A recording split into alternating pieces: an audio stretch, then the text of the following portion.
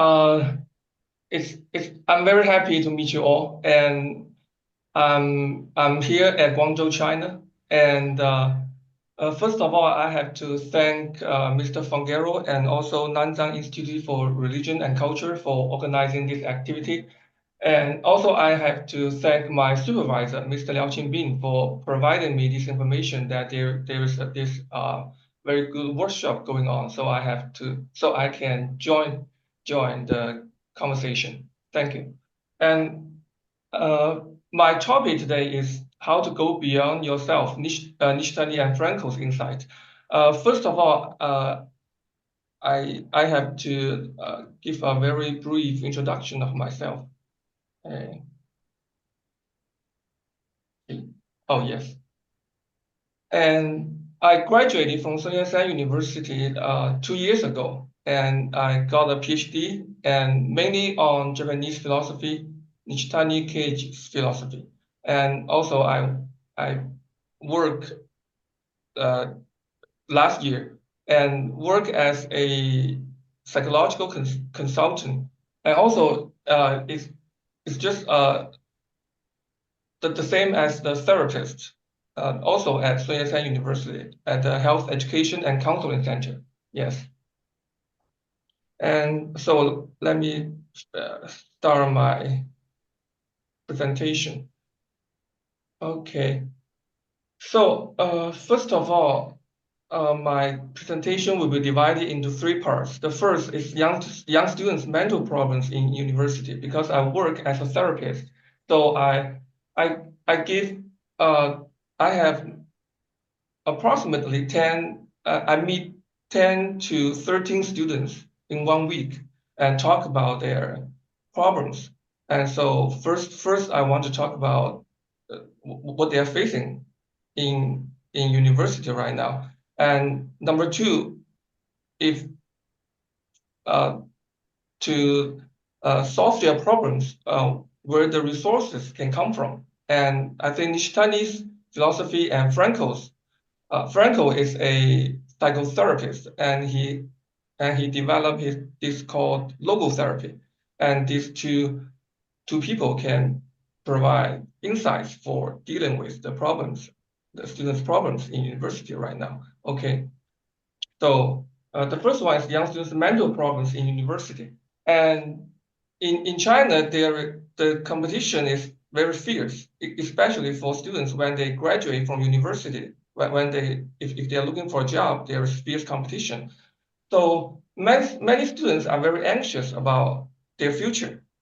And you see in this picture, the students, there is a paper in his mouth, and there are 3 Chinese characters. That means the least of grades. So the students, they are, in order to get a higher grade, they work very hard. And because of the competition, that they become very anxious about many things. And there is a compulsory course in our university for the freshmen. And the course is called Investigating Psychotherapy. And there is a section that is, for example, students in this class, they ask questions when they enter university. It can be about everything. And they ask questions. And then the students from the next class answer these questions. And then they leave their own questions. And then the next class students answer their questions, so etc., etc. And so after collecting these students' questions, and it's clearly that we can see that many students, they have 3 kinds of problems. And the first one is the real self versus ideal self. And these questions are all from the students. It's not made up by me. It's all gathered by me, but asked by students. And we can see that the first kind of problem, the mental problem, is the students are struggling within the real self, that he finds that he may be inadequate, he may be cannot match his ambition, etc. but he has a very high expectation of themselves. So the real self and the ideal self, there is there is a gap between them, between these two sides, and the students are torn apart between these two sides, because the real self he experienced is not so good, we can say, but the ideal self is always uh, because of the expectations from the society, from their parents, from the peers, or the peer pressures, and so they have uh, they have very high expectations of themselves. So they become kind of don't know how to deal with the tensions between these two parts. And there is a phrase, as you can see in these two paragraphs, that is mental friction. Mental friction is kind of a very popular phrase in China, which means that you kind of caught up in the contradictory ideas or contradictory thinkings, that you may have reason to do one thing, but you kind of like, I can also do the opposite, and you're caught up in the middle of it. For example, some students, they want to take part in some activities, and they may find it very appealing or interesting, but they also, there is another voice in their heads that oh, if I take part in that activity, then I waste my time because I'm not studying, or I'm just too tired. I may just retire at my dorm. So there is a kind of a contradiction here. And this is the first kind of problems, that is the real self versus ideal self. And the second one is the comparisons between self and others. Students are, when they enter the university, and they they maybe they perform very well when they were in high school, but when they enter university, all students are all perform very well, and so they kind of like uh, they they they are immersed in the competition or comparisons between himself, herself, or others. They always think about like, wow, I'm playing some sports while others are studying, and that kind of gives them pressure, and so they they become kind of shrink to themselves, and they lose confidence, and they are too anxious about the competition, and these all kind of things, and you can see from these two paragraphs that the phrase mental friction also appeared. Yes, that is they're caught up in the comparisons. In one way, they want to stick to themselves. They want to do what they like, what they are interested in.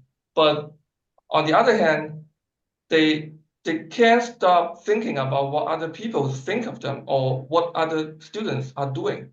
And they always make comparisons. And they are also caught up in the middle.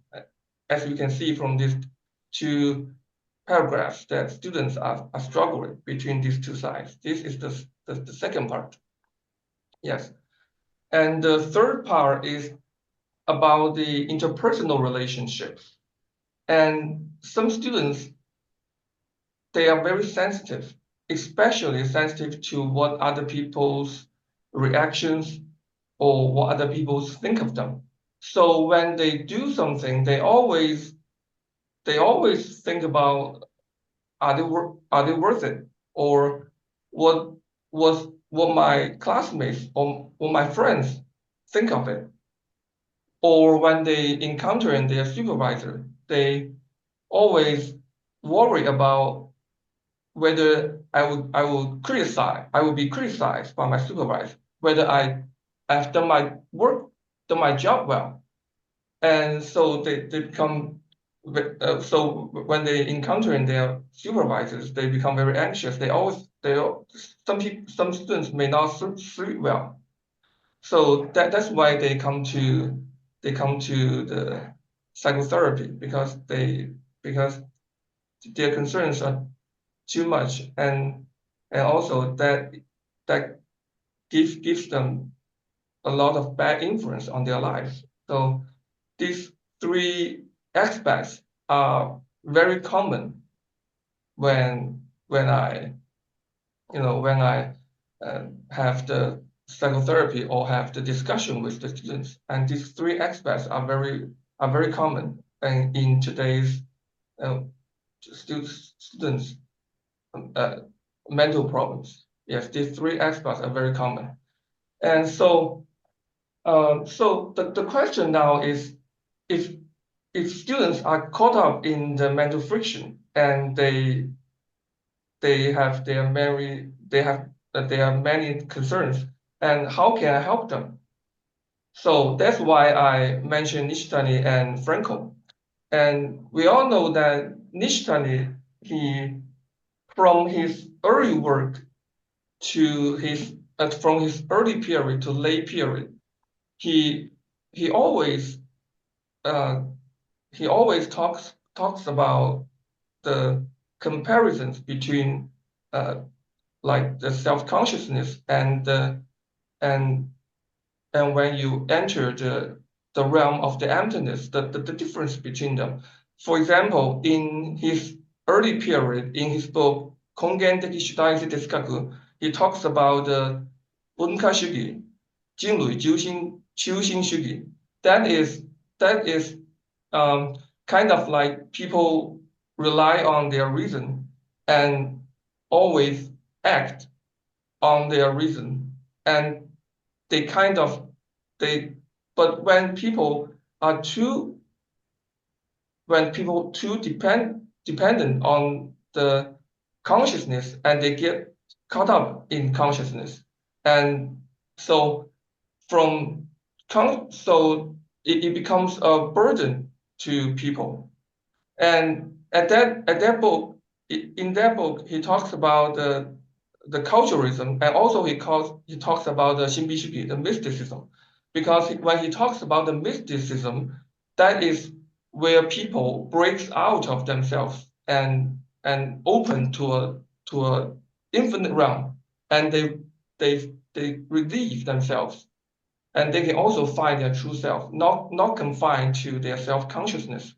And we can see the comparison in his early work and also in his middle work, like the Shukyo Desukaku in middle 40s.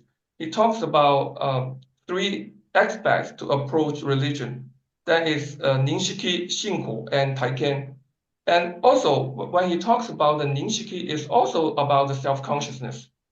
It's also about the egoism, like Mr. Werner just talked about just now. And also Taiken, when he talks about Taiken, is also a kind of experience that you break out of yourself. It's not confined to yourself. So that that's there is always a kind of trinity in his work. Like when in enter the late period, when in Shukyo to Nanika, he talks about three grounds.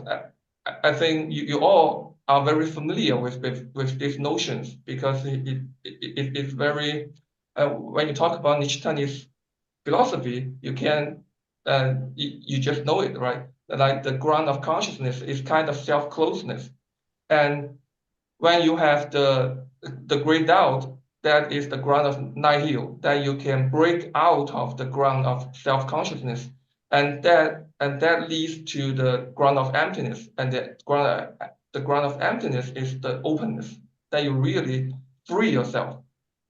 And so the Trinity, just as I mentioned, you can see from his early period to his late period. It's always this kind of comparisons exist, and it's always that what he emphasized and what he want us to really understand, that how we can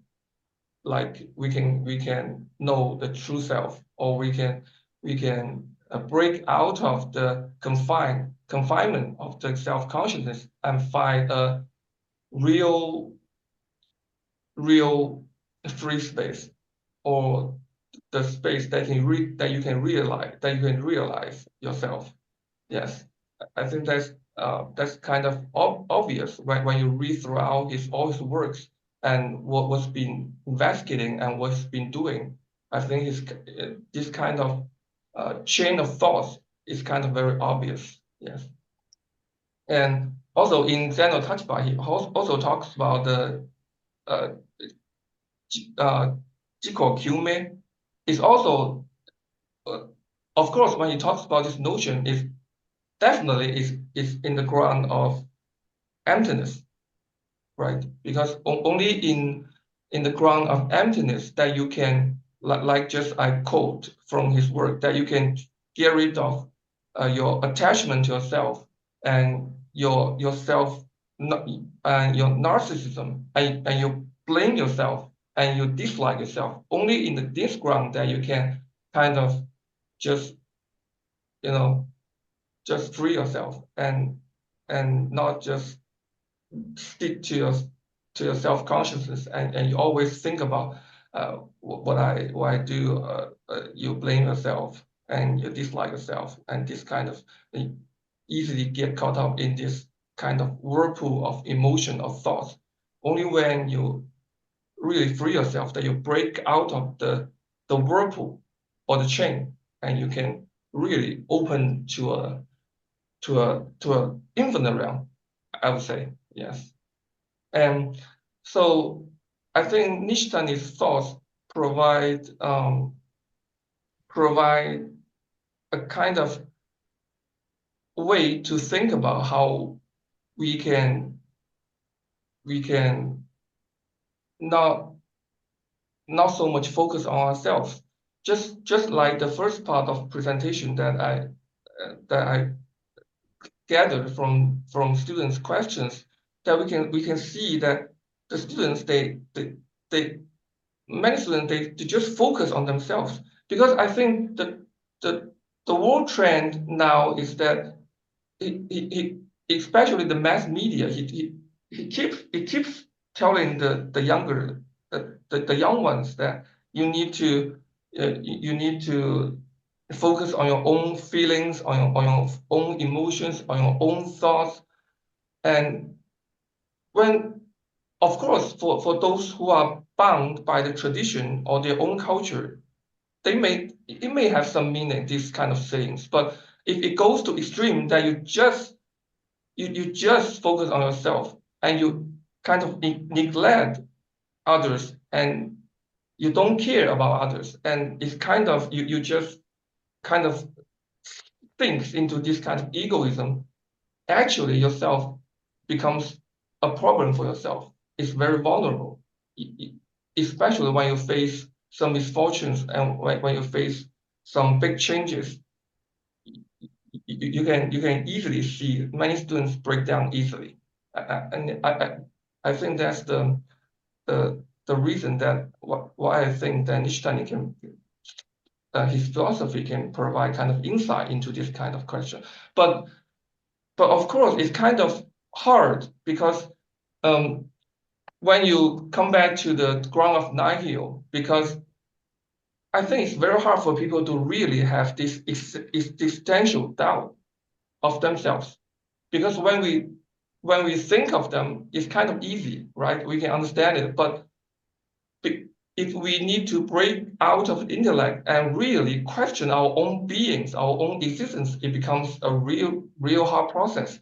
And I think in psychotherapy, because because in our university the resources are also limited. We kind of hard to have this whole process, and so um, so it, how to let students to have a more, how to say, a more practical or a more convenient way to let them to kind of become conscious or become aware of their situation. I think there is another person that I need to mention is Viktor Frankl. Viktor Frankl and his logotherapy. Of course, we all know that logotherapy, the logo, it comes from the word logos, and We all know that logos has many meanings, but in this terminology, logo means meaning. Viktor Frankl is an Austrian, and he lives throughout the whole 20th century, and he has this kind of special experience because he spent 3 years in concentration camp. And one of them is the most famous one, Auschwitz. Yes, and because he survived in this tough situation, and he finds out that those prisoners who easily lose their faith, who easily believe that, oh, I've already in this situation and I don't have any hope and I can do nothing, and they easily die. When they lose the meaning and purpose of their lives, prisoners easily die. But he of course he has his purpose, and he has something that he wants to survive in the concentration camp and tell the whole world what's going on here, and that's one of his motivation. And he also because he also misses his wife, and he wants to meet her, and that is also one of his motivation. And Frankl talks about the will to meaning. Um, his thinking is a little bit similar to existential philosophers like Sartre, because he also emphasizes humans' responsibility, humans' freedom, humans' ability to create his own life. And he emphasizes that humans have the ability to self-determine and self-actualize, and that is the spiritual freedom. And because of the freedom, that people can create their own meaning and purpose in their lives and fight for it. And that's what makes life worthwhile. Yes.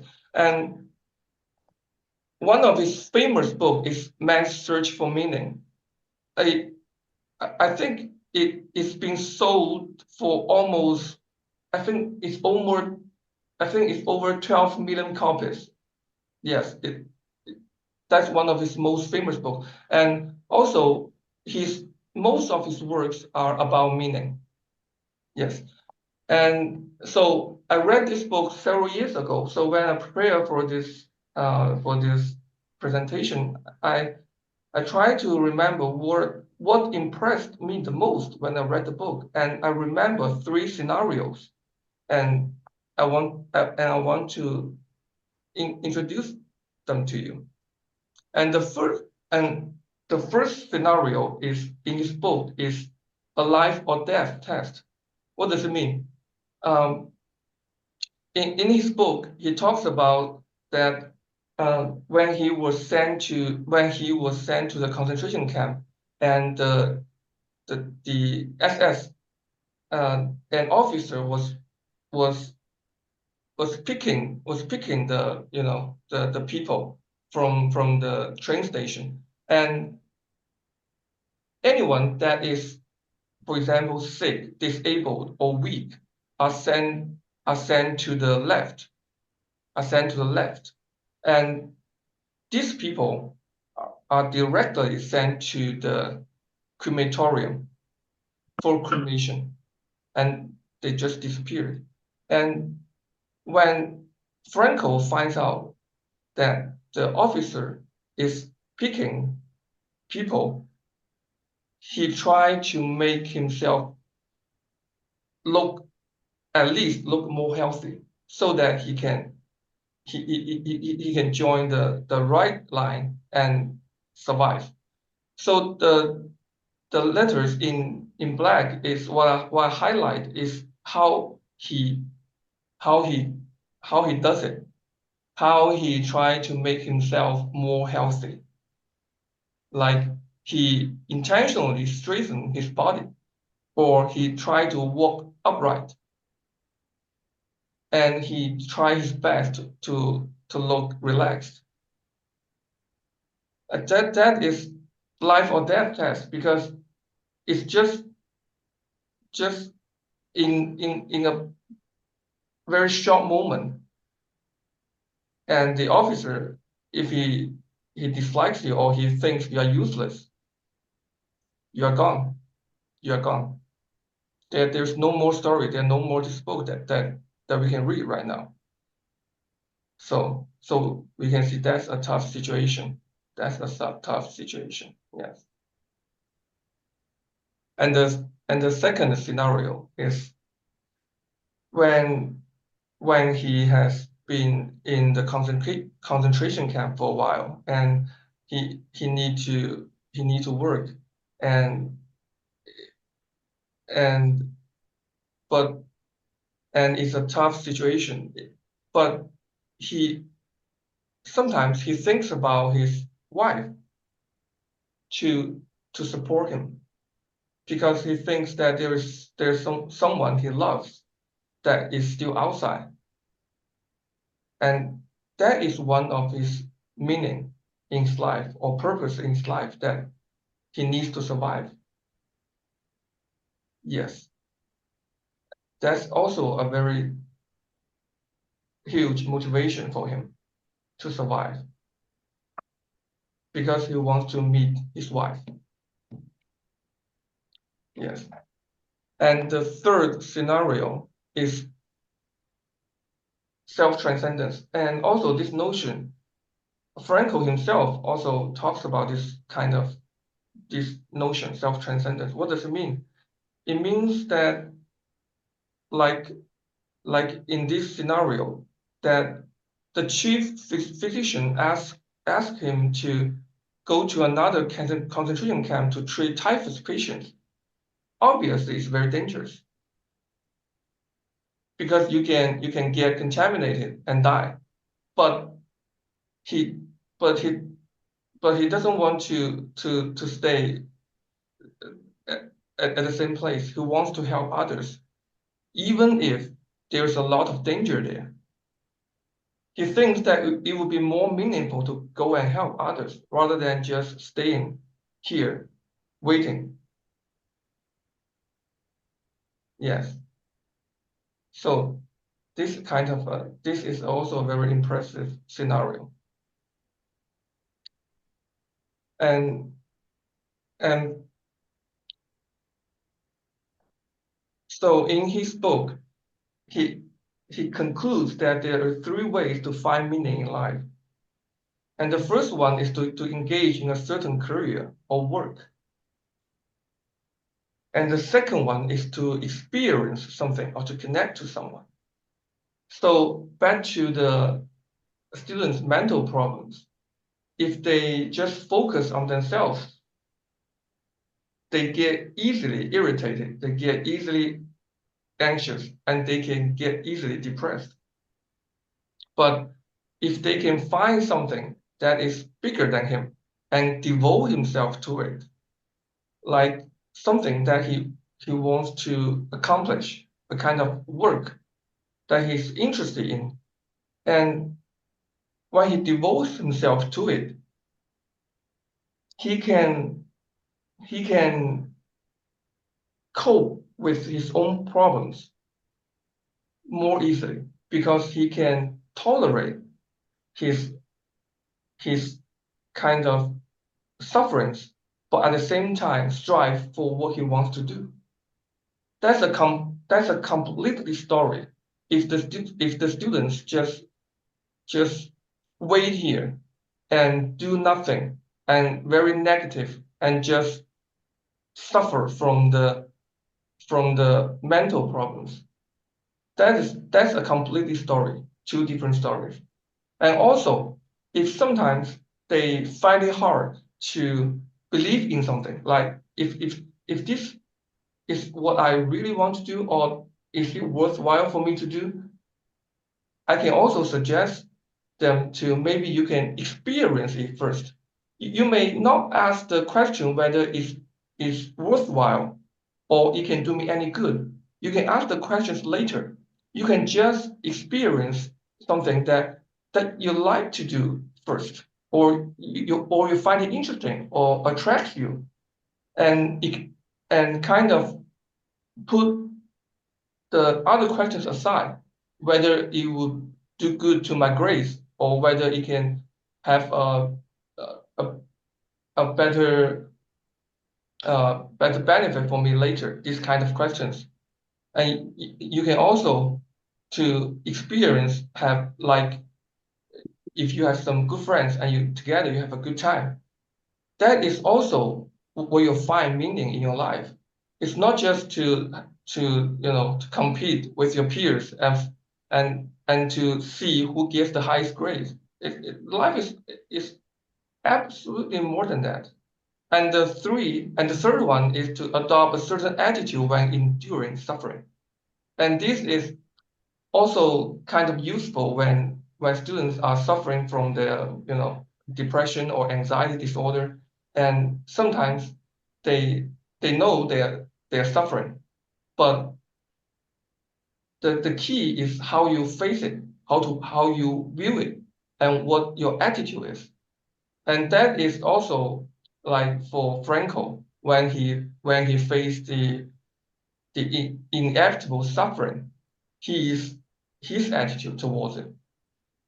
He always believes that I can survive, and when I go out of the concentration camp, I can do something really meaningful after it.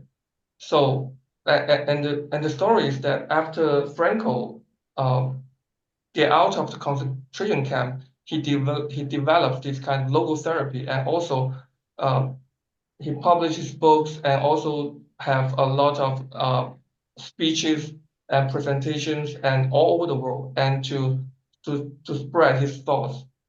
And so this logotherapy becomes a very important way to treat patients, especially in the branch of the existential psychotherapy. And logotherapy is a very important uh, branch in it, and that's what he does. So because of what I do, I focus on students' mental problems, and also how I can help students. Yes, and this is all my presentation. Thank you very much. Yes. Thank you. Okay. So, Jim?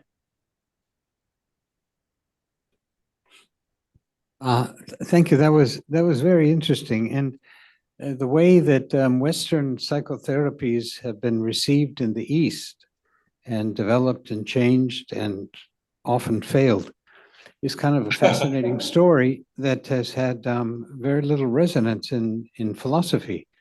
So the idea that this koji kyume could be used as part of psychotherapy, I think is a very exciting idea.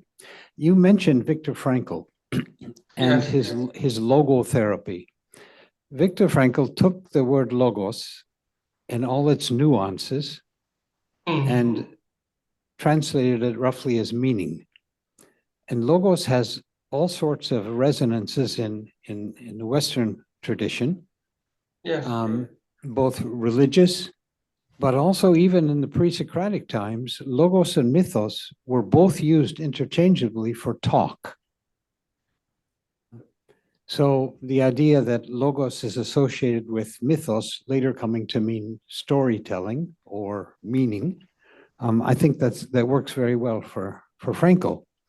But in the East, what would happen if you replace logos with Tao, which has the same meaning of speaking and also of meaning and a search for meaning?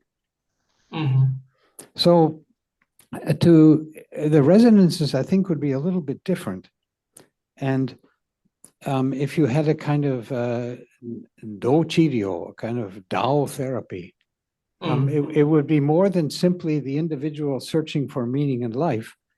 It might be able to include this idea of overcoming the self.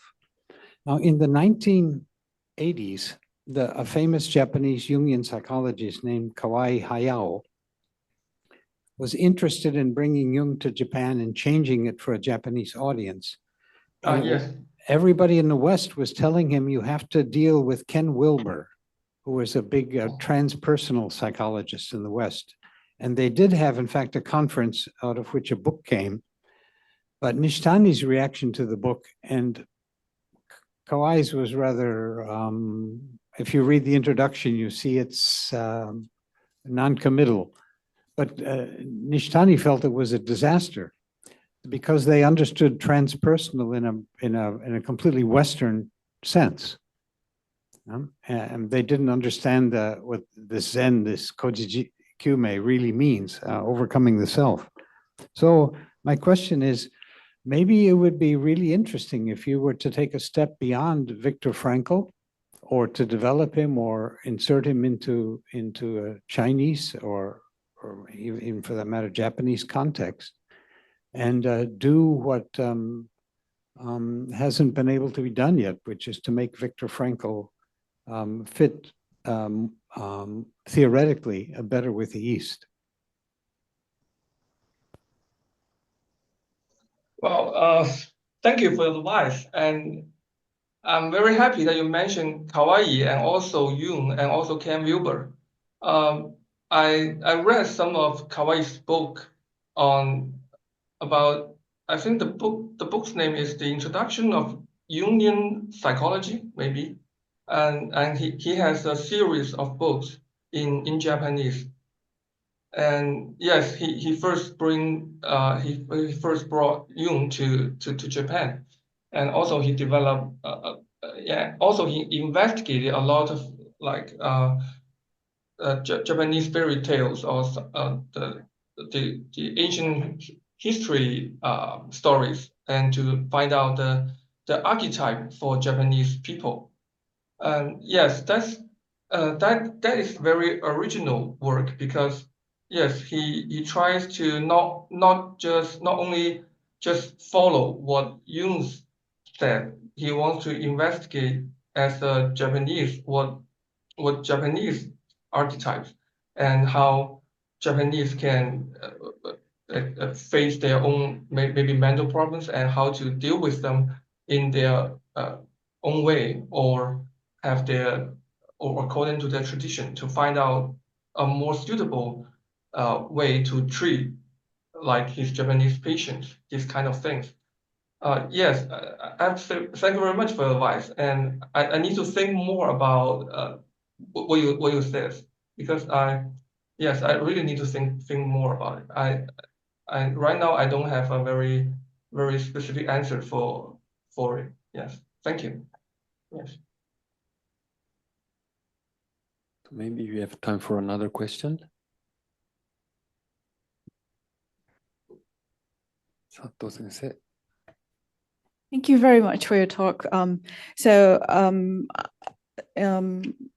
Nishitani, in his Gendai no Kyomu to Shinko, he wrote that we have to look at ourselves with a third person's perspective to understand ourselves. I mean, he called it like arawa. I mean, he says that we have to stand ourselves on the standpoint ourselves, jibun no tachiba, and then through the Zen practices, jikaku happens. And then the other aspects of us that we are not realizing ourselves gets arawa, which becomes clear to us.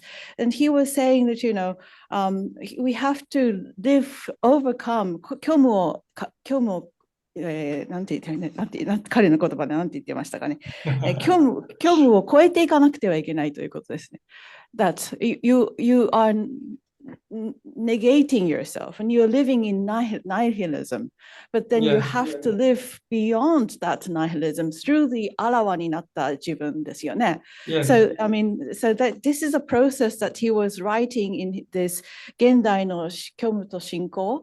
And so I was, rereading this while you were giving your talk. I'm sorry, I was doing my little bit of a homework on myself.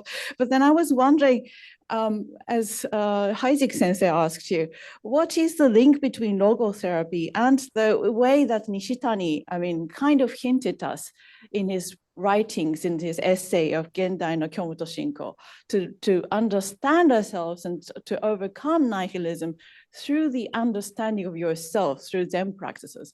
So I was wondering how are you incorporating that to your psychotherapy, to your students? Standing on the standpoint of Nishitani's understandings. Am I making sense to you? Yes. Yeah. Thank you for your question. Thank you for your question. And because the term emptiness, maybe like during the section, how to say, why I mentioned these two persons, because I think Nishitani's philosophy provides a kind of a broader picture of how we can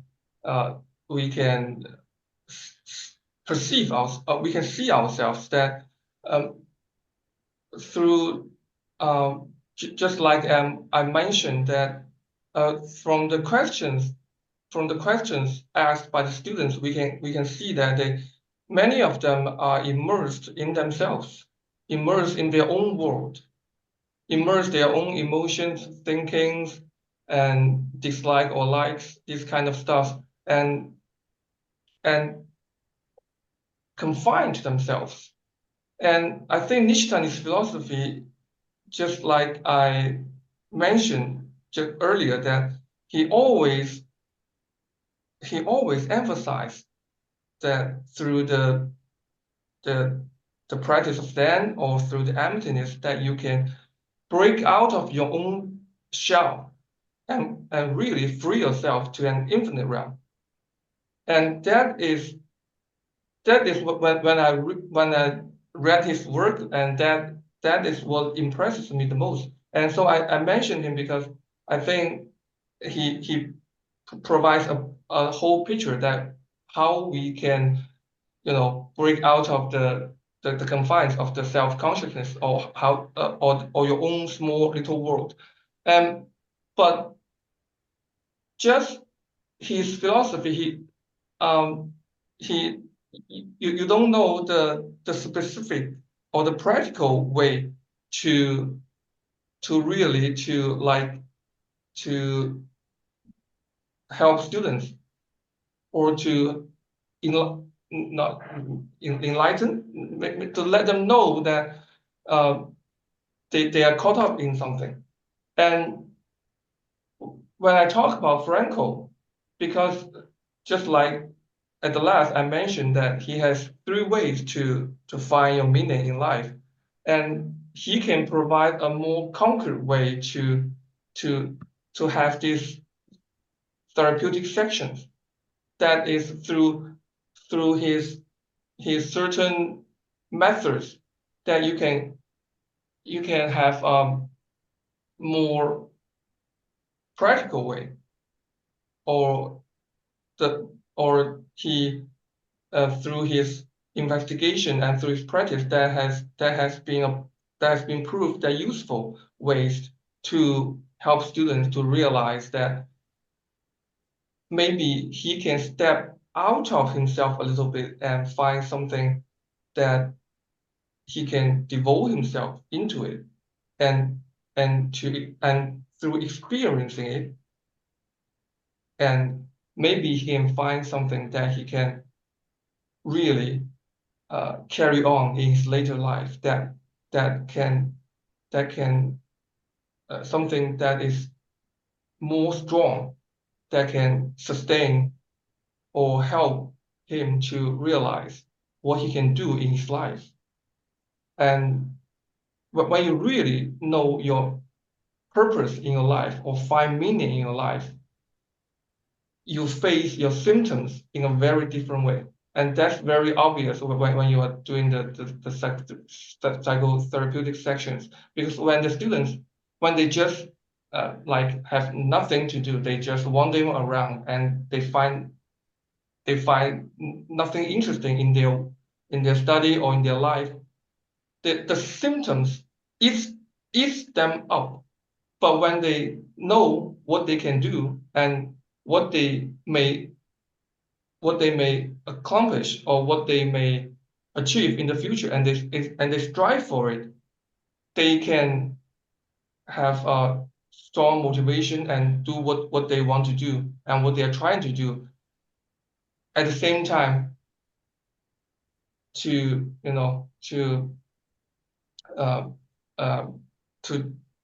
just the symptoms may not easily go away, but they can tolerate it. Because Franco in his book also he has this kind of way to deal with patients, that is when the patients ask Franco that oh, I have a strong sense of like I have no value, I don't have any, I don't have I can do no good to others, I don't know what I should do in my life. Franco tells him that just ignore this kind of things that bug you or make you miserable. You focus on right now what you want to do, or what you see you in the future, or what's the most important thing right now in your life, and you can do it. And through the process, and the patients can, when they develop this kind of his own motivation, and he can more easily deal with his symptoms and other stuff. That is Franco's way to deal with his patient. I think it's kind of it's suitable for some patients. Yes.